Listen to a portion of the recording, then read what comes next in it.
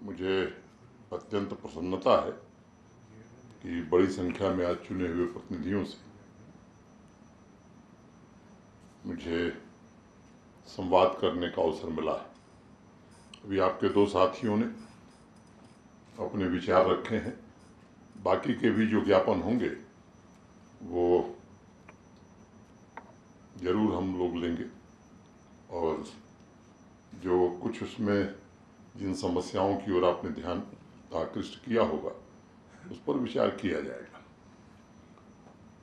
मोटे तौर पर जिन दो साथियों ने अभी बात कही है उसको मैंने ध्यानपूर्वक सुना है।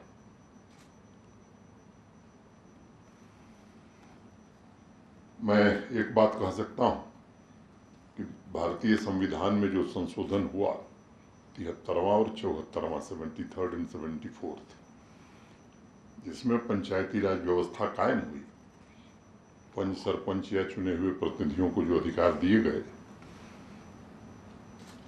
ये ठीक है कि व्यवस्था हमारे यहाँ 3 tier Panchayati Raj system there से लागू हुआ है, लेकिन आज मैं एक बात कह सकता हूँ कि कम समय में देश के किसी भी राज्य से ज़्यादा फंड, फंक्शन और फंक्शनरीज तीनों को ट्रांसफर करने का काम जम्मू कश्मीर में किया गया है। देश की जो सर्वोत्तम व्यवस्था मानी जाती है, जिन राज्यों की व्यवस्था बड़ी पुरानी और सर्वोत्तम है, उन्होंने भी इतने डिपार्टमेंट्स पंचायतों को या म्यूनिसिपैलिटीज को नहीं सुपुर्द किए। और केवल ये कहने के लिए नहीं, बल्कि ये माननीय प्रधानमंत्री जी की मनसा है कि जो जमीन पर लोग हैं, सामान्य आदमी को जो रिप्रेजेंट करते हैं, उनसे जब प्रशासन का संवाद रहेगा तो एक बेहतर व्यवस्था, एक बेहतर शासन प्रणाली देश में और राज्य में कायम की जा सकती है। पिछले 2 साल से मैं देख रहा हूं डिस्ट्रिक्ट कैपेक्स का जो बजट बनता है, पहली बार कोविड था, बहुत चर्चा नहीं हुई,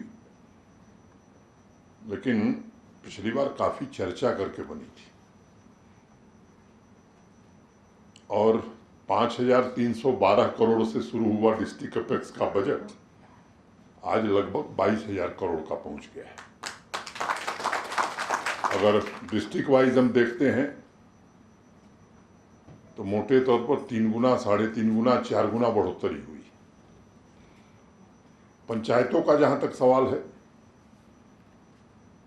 कुछ फंड्स ऐसे हैं जो ऑटोमेटिकली आते हैं, उस पर आप ही का अधिकार है।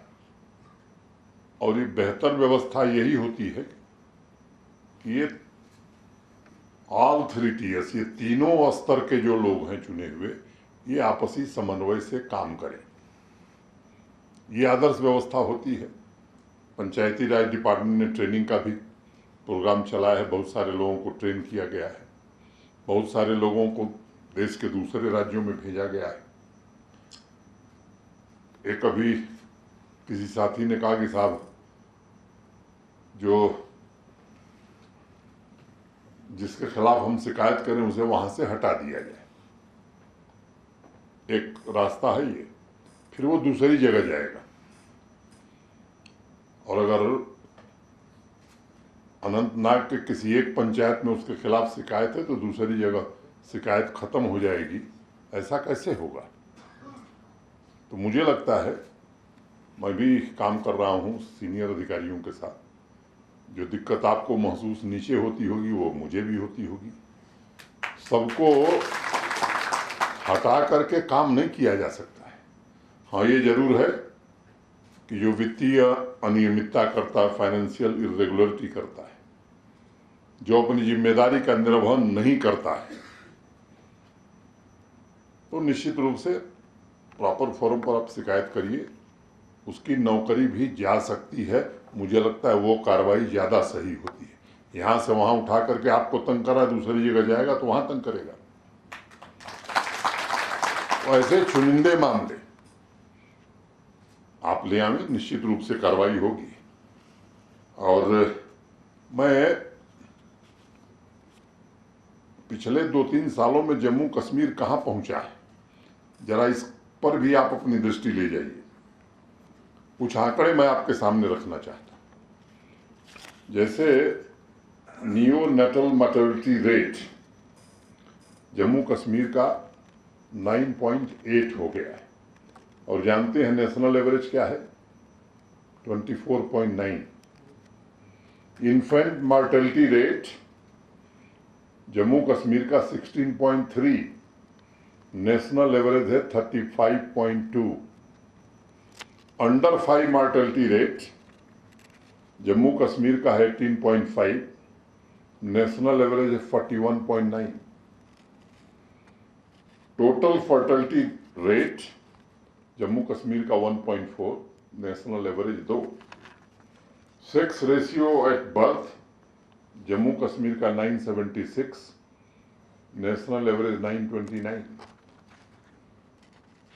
इंस्टीट्यूशनल बर्थ ऐसे जन्म शिशुओं की, बच्चों की जो अस्पताल में होती है, जम्मू कश्मीर 92.4 और देश का एवरेज है 88.6। जरा 2 साल पहले के आंकड़े जरा आप उठा करके देखिए, 2.5 साल पहले के कहाँ था Jammu Kashmir. Fully immunise children, जिन बच्चों का टीकाकरण हुआ है, 96.5 ये JNK का है, और एवरेज है 83.8 national average. Life expectancy rate Jammu Kashmir is 74, national average is 69.4। Teacher प्यूपिल ratio, teacher और स्टूडेंट का रेशियो जम्मू कश्मीर 14.1, 14 विद्यार्थी पर एक शिक्षक, नेशनल एवरेज 32:1, 32 पर 1। Water coverage 57.86 JNK, national average 50.30 sorry. Forest and tree cover more than 54% in JNK, national average is 24.62। Per capita energy consumption माने बिजली की खपत एक व्यक्ति पर 1384 यूनिट, नेशनल एवरेज 1208। और ये 1384 जानते हैं पहले कितने थे आप? 2 साल पहले 1198। 2 साल में बिजली की खपत इसलिए बढ़ गई कि बिजली की उपलब्धता बढ़ गई। अब स्कीम्स की अगर मैं चर्चा करूं आपसे, तो एक भारत सरकार स्कीम चलाती है, मिशन इंद्रधनुष, 100% सैचुरेशन।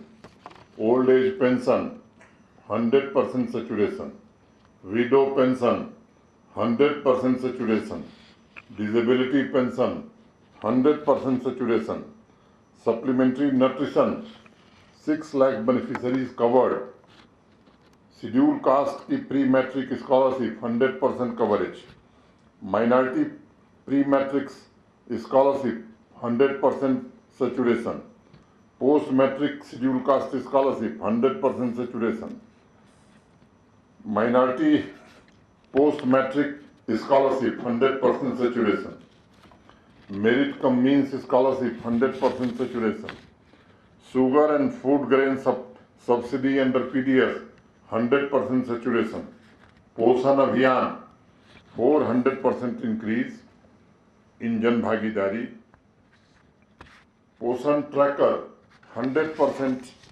इम्प्लीमेंटेशन, पोषण वाटिका 100% इस्टेब्लिश्ड, PM किसान सम्मान निधि 100% सैचुरेशन, किसान KCC 100% सैचुरेशन। मुझे याद है जब मैं आया था, ब्लॉक दिवस मैंने शुरू किया, मुझे तकलीफ हुई कुछ स्थानों पर। जब मैं गया तो देखा कि देश के बाकी राज्यों में तो ये सब सुविधाएं लोगों को मिल गई, जम्मू कश्मीर में नहीं मिली। आज उसका परिणाम ये है कि इन सभी सोशल सिक्योरिटी की स्कीम्स में हमारा 100% सैचुरेशन हो गया है। आज कोई आता है, अगले कुछ दिनों में उसकी पूर्ति की जाती है। ऐसे ही प्राइम मिनिस्टर्स मातृ वंदना योजना 100% सेचुरेशन। स्वच्छ भारत मिशन, पहले ही हम लोग ओपन डेफिकेशन फ्री हो गए। पहल ई ऑफिस 100%। और आपको मैं बताना चाहता हूँ, ई ऑफिस यहाँ देश में बहुत पहले शुरू हो गया। यहाँ ई ऑफिस हुआ जब 2020 अगस्त में मैं आया, तो अक्टूबर 28 को मेरी आंख के सामने 212 ट्रकों में फाइल लद करके यहाँ से जम्मू गई थी। तब मैंने तय किया था कि जब जम्मू से श्रीनगर आएंगे तो फिर कोई ट्रक फाइल लेकर के नहीं आएगी। और एक बात मुझे लगता है कि ये समझने की जरूरत है कि मोटे तौर पर करप्शन कहाँ हो सकता है, जहाँ आदमी से भेंट हुई। करप्शन कम करने का उपाय क्या हो सकता है?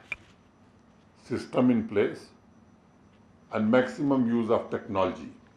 290 सर्विसेज ऑनलाइन कर दी गई और उसको ट्रैक कर रहे हैं।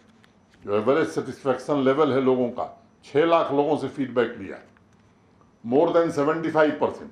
जो कमी है वो भी हम जानते हैं, उसको भी पूरा करने की कोशिश कर रहे हैं। एग्रीकल्चर में मंथली इनकम हमारी क्या है किसान की, हम 13वें नंबर पर थे, आज हम पंजाब और हरियाणा के बाद तीसरे नंबर पर आ गए। लगभग सभी पंचायतों में प्ले फील्ड बना दिए गए। जिन पंचायतों में जमीन नहीं है उनकी बात मैं नहीं कर सकता, लेकिन मोस्टली पंचायतों में प्ले फील्ड बना दिए गए। सबसे ज्यादा प्लांटेशन 1,35,00,000 गत वर्ष हम लोगों ने किया है और इस बार 1.5 करोड़ कर रहे हैं। सबसे ज्यादा इन्वेस्टमेंट आज़ादी से लेकर 1 साल पहले तक कुल 14,000 करोड़ का प्राइवेट इन्वेस्टमेंट आया था। आज हमारे पास 56,000 करोड़ के प्रस्ताव हैं, जिसमें 38,000 करोड़ सैंक्शन कर दिए गए, वो काम प्रारंभ हो गए। शेष भी आने वाले कुछ महीनों में सैंक्शन कर दिए जाएंगे। Highest ever milk production, deficit state में हम गिने जाते थे मिल्क के मामले में, अब हमारे पास सरप्लस मिल्क हो गया है। जब मैं आया था 50,000 लीटर मिल्क की प्रोसेसिंग पर डे होती थी, आज 1.75 लाख लीटर की प्रोसेसिंग पर डे हो रही है और 3 साल बाद 5 लाख लीटर दूध की प्रोसेसिंग हर दिन होगी। ऐसा जम्मू कश्मीर हम बनाना चाहते हैं।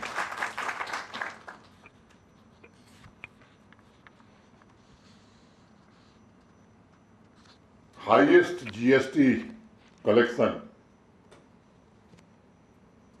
Highest ever stamp duty collected, highest ever excise collection, ये सब पिछले साल हमने हासिल किया है। Largest enrolment ever in schools, सरकारी स्कूलों की बात मैं कर रहा हूं। ई गवर्नेंस में Jammu Kashmir first among UT हो गया और अगर राज्यों को मिला लें तो वी आर 5th। और मैं कहना चाहता हूं कि अगले साल 1st या 2nd हम ही होंगे।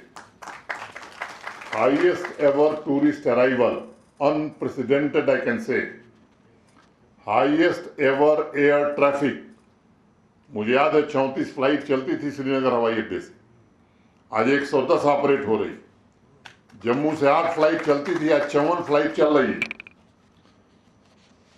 Transparency among the best. पहली बार एस्पिरेशनल ब्लॉक का कॉन्सेप्ट लेकर के आए हैं। सभी डिस्ट्रिक्ट हॉस्पिटल में ये पहला राज्य होगा जम्मू कश्मीर जहां एक तो पीडियाट्रिक्स वार्ड को हमने इंप्रूव किया है, मैटरनल वार्ड को इंप्रूव किया है और जीरियाट्रिक सर्विसेज माने बुजुर्गों की देखभाल के लिए भी वार्ड केवल एक अकेला जम्मू कश्मीर है देश में जिसके हर जिला अस्पताल में। अब स्टार्टअप में भी हमारे बच्चे बहुत अच्छा कर रहे हैं। हम लोग कैटेगरी बी में आ गए और अगले साल कैटेगरी ए में जरूर होंगे। इस दिशा में हम काम कर रहे हैं। मैं अब कुछ और बात 2 मिनट करना चाहूंगा।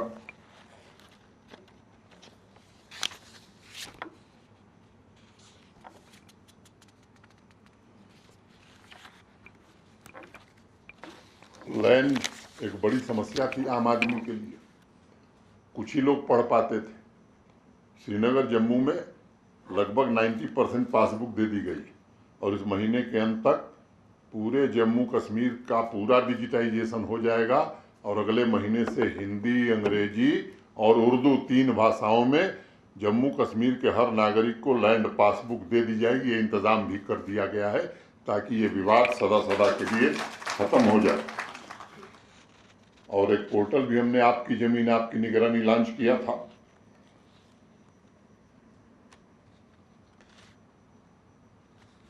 कोविड वैक्सीनेशन में मुझे कहने की जरूरत नहीं है, काफ़ी अच्छा काम हम लोगों ने किया है।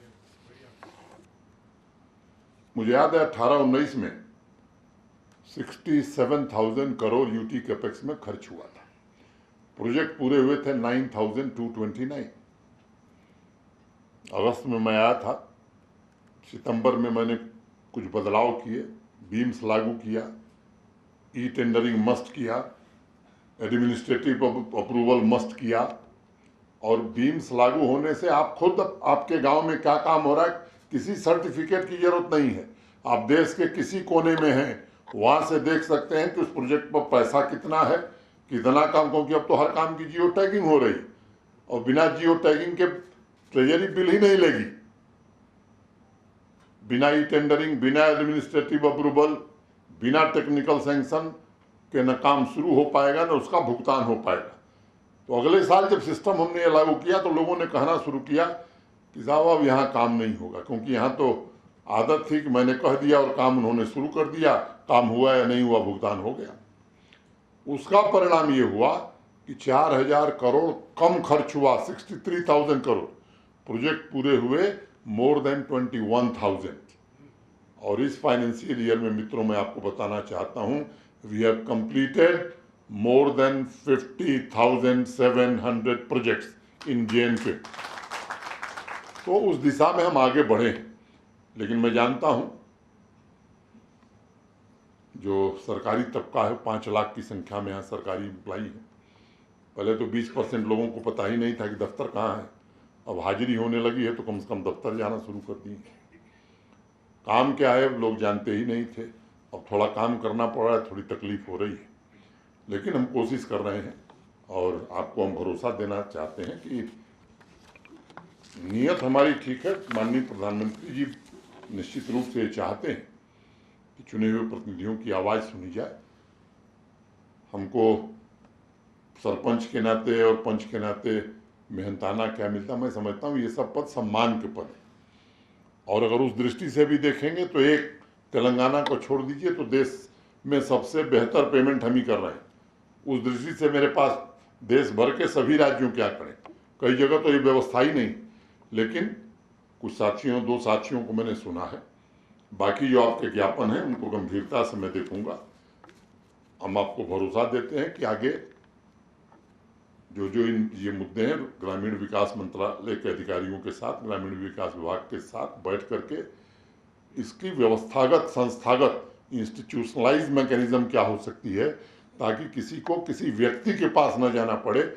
हम ये कोशिश कर रहे हैं कि हमारी सारी सुविधाएं ऑनलाइन हो, टेक्नोलॉजी के माध्यम से हो। जितनी फेसलेस और पेपरलेस सर्विस होगी उतनी ही ट्रांसपेरेंसी ज़्यादा होगी। मैं आप सब आए, आपका मैं बहुत शुक्रिया अदा करता हूं। मैं आप सबको बहुत बहुत धन्यवाद देते हुए आगे भविष्य में फिर हम आपसे चर्चा करेंगे। और आपसे आग्रह है कि जो ज्ञापन है वो कृपा करके आप दे दीजिएगा। बहुत बहुत धन्यवाद। नमस्कार, जय हिंद।